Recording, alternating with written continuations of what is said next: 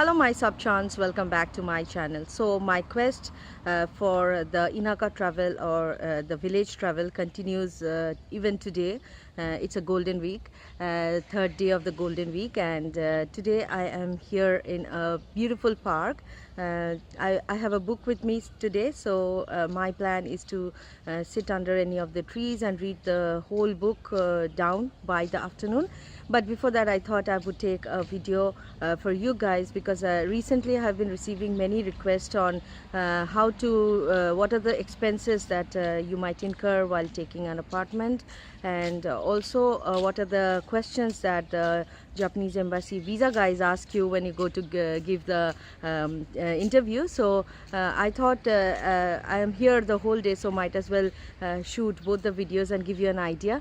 I'm not telling you whatever I say is 100% correct, but there are a lot of things that I have experienced, and I have also seen many videos on YouTube recently which do not give or gives very little information, which is useless information. So I thought maybe I could be of some help to you if I give you an idea of how much money it might cost you if you rent an apartment, and what might be the questions that the interviewer will ask you when you go to give the interview for the student visa.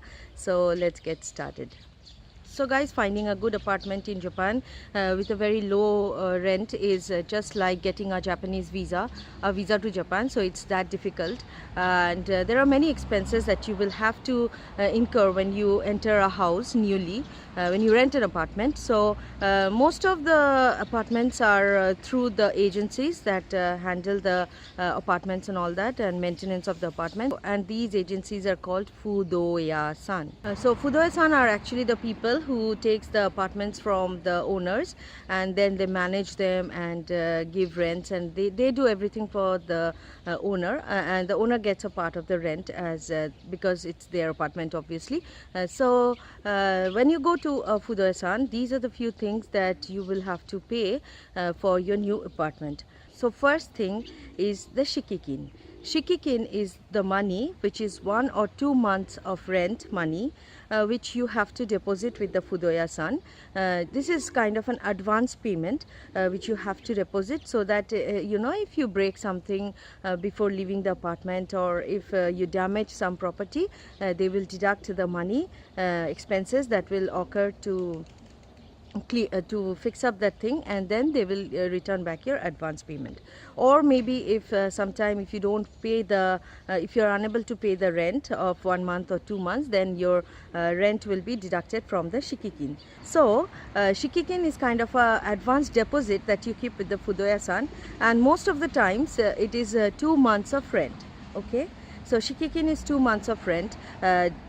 Most of the times, I'm telling you. Sometimes it is 3 months, sometimes it is 1 month, depends on the Fudoya. Okay, so shikikin is for 2 months of rent that you deposit with the Fudoya-san, advance rent, which might come back, or if you damage something, then the money will be deducted, and then the rest of the amount will come back to you when you leave the apartment. Okay, now the next is reikin. The kanji of rei means to honor. Okay, so this is a very old culture of Japan. In olden times, Japan was very flourishing nation, and they had lots of money.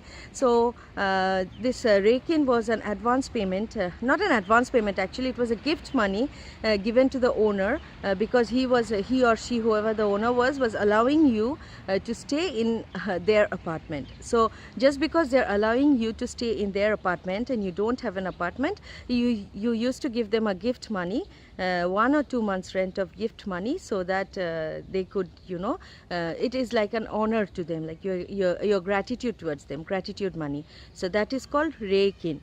And reikin is a gift money. It never comes back. It's a gift that you're giving to your owner for letting you stay in their house. So reikin will never come back. Reikin is a gift, so it's gone.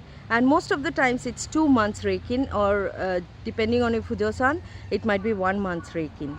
So reikin is a money that you are giving it to your owner as a gift. Okay, it will never come back. So what happened when the economy of Japan went down after the golden era, after the bubble jidai, was that people was left with very less money, and the Fudoya-san business was suffering. So nowadays you will see that in most of the places they say zero rake-in. There will be no rake-in, so you don't have to give any gift money to the owner. So zero rake-in places are good because this money is a gift money, it doesn't come back. So far we have learned the first is shikikin, which is advance payment of 1 or 2 months. The next is rake-in, which is a gift money to the owner. It's a gratitude money to the owner, which is again 1 or 2 months depending on your Fudo-san. Then after that, if you have a Japanese guarantor to rent an apartment, then they will it's okay, you don't have to pay money for the Japanese guarantor, because your guarantor will you will have to sign a paper that he guarantees your stay and that you are a good person and all those stuff, like guarantor, Japanese guarantor. So if you have a Japanese guarantor, you are lucky. There are many people who don't have a Japanese guarantor, because nowadays Japanese people don't believe so easily in anybody, especially gaikokujins, like foreigners. So most of the times you will not get a Japanese guarantor, especially for the rent, because many foreigners, they just take off when their term finishes. They just don't pay the 2 to 3 months rent and they just take off. They don't pay the water bill and the electricity bill. So a lot of things happened, which is why people have become skeptical in giving you guarantee. But I'm not saying that Japanese people have stopped guaranteeing. If you know somebody who is very close to you, he or she might guarantee you. Especially if you're a student, you will get many help from the Japanese people. So look for a person who can guarantee, who can be a guarantor for your rental house. Otherwise you will have to pay a company which guarantees on your behalf. The company, there is one company, not one, there are several companies in Japan who act as guarantors, who are willing to give a guarantee for your apartment rental and all that. So but that company takes a fee every month or every year just to give you the guarantor, and guarantor is called ho shonin in Japanese. So guarantor, you might have to pay around 1 month, Niman, like 20,000 Japanese yen or 10,000 Japanese yen every year, just because they are standing as a hoshonin for you. So that is one of the money that you have to bear every year if you don't have a Japanese guarantor. Okay guys, then there will be another expense called the fire insurance, which you will have to bear every year. Most of the apartments have that fire insurance. It is again around 10,000 Japanese yen to 20,000 Japanese yen every year. So it comes every year during your extension of your contract. That is one of the expenses that you will have to bear when you rent an apartment. Then there will be another expense which is called the Fudoya-san fees, your agency's fees, which will be again around 1 month to 2 months rental money. It's a fees that you're paying to the Fudoya-san, so it's not going to come back to you.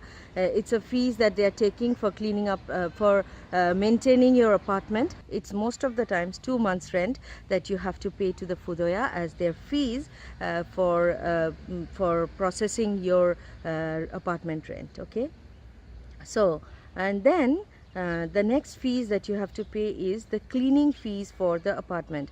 Although the Fudoya has already invested and cleaned up the apartment, you know, when you leave the apartment, they call the professional service to clean up the apartment, so that they can clean up the apartment, change the wallpapers, change the tatami, the floor mat that is there in the Japanese apartments, so that you know, they incur some cost before they give it out to rent to a new person. So those are the costs that the Fudoya invests first, but when the next person comes to take that, he or she has to pay. It is a one-time payment. It is something around 2 to 3 months, like 20,000 to 30,000 Japanese yen. So it's quite expensive. Okay guys, so there are a few apartments which pay their water bill collectively. So when you go to rent an apartment, if it is a collective water billing system, then there will be a fixed amount that you will have to pay every month for using the water. For example, 3,000 yen, I pay around 4,000 yen every month, and I can use as much water I want to. So that's the rent plus the water bill. So all you can use water bill. So sky hodai, that's what you say in Japanese for all you can use. Sky hodai. So sky hodai water bill. But make sure you use only cold water, because if you start using hot water unlimited, then you might have to land up paying a high rent for your gas bill or your electric bill for heating up the water. So cold water sky hodai will be around 3,000 to 4,000 Japanese yen depending on your fudoya, but normally it's like that. Okay guys, so let's give a quick look and calculate how much price you will have to pay if you rent an apartment in Japan. Say for example, the rent of the apartment is 40,000 yen. Okay, so the first one is the shikikin, which is the deposit money that you give to your fudoya. So for an apartment whose rent is 40,000 Japanese yen every month, the shikikin will be 2 months. Say for example 2 months, so it's 80,000 Japanese yen. Plus the reikin, say for example the reikin is 2 months, so that will make another 80,000 Japanese yen. Then if you have a guarantor, fine. If you don't have a guarantor, then the hoshonin fees will be around 20,000 Japanese yen, which you will have to pay in advance obviously. And then the fire insurance that you will have to pay for 1 year in advance, which will be around 10,000 to 20,000 Japanese yen. And also you will have to pay 2 months or 1 month's rent in advance before you enter the apartment. So let's take, say for example it's 2 months, so it's another 80,000 yen. So these are the things that you must know. One is shikikin, one is reikin, one is fudoya-san no tetsuzuki, one is the advance rent payment, and also fire insurance or kazai hoken, and also hoshonin fees or guarantors fees. So that is the amount that you have to pay, and it is calculated based on your monthly apartment rent. So now you know how to calculate how much money you will have to pay when you rent an apartment in Japan. Okay guys, so there is one word in Japanese language which is called hikkoshi bimbo. So hikkoshi is to shift from one apartment to another, and bimbo means poor. So many students who rent an apartment, sometimes they are very unstable. They don't want to stay in the same place forever, and I have seen many students hopping from one apartment to another, and these are the students that cannot save any money because they are hikkoshi bimbo. First they take an apartment far away from their school and their workplace, wherever they are doing the part-time jobs, and then after 2 or 3 months they get tired of the cold winter winds and they can't cycle anymore. So now they decide that they have to shift, so they shift, and then again they shift, and then at the end of the year they have no money left to go back home to India. They don't meet their parents for 1 or 2 years. So this is the kind of vicious circle that goes on. So my advice to you, I don't know if you want to take or not, or if you're smarter than those kind of hikoshi bimbos. So my advice to you is that when you rent an apartment, make sure you think a lot about the payments and the location of the place and the space that you will be using, and everything into account before going and spending that money to a fudoya, which half of it will never gonna come back to you. Okay, so that was all about apartments, and now I hope it's all clear how much you have to pay. So don't comment and keep on asking me this is the rent, so how much will I have to pay, because now you can calculate yourself what are the amounts that you have to pay. So now I will enjoy reading the book, and with a hot coffee I'll go to some vending machine and buy hot coffee, and when I get tired of reading I will come back and shoot for the Japan Embassy interview questions for you. Until then, see ya, bye bye.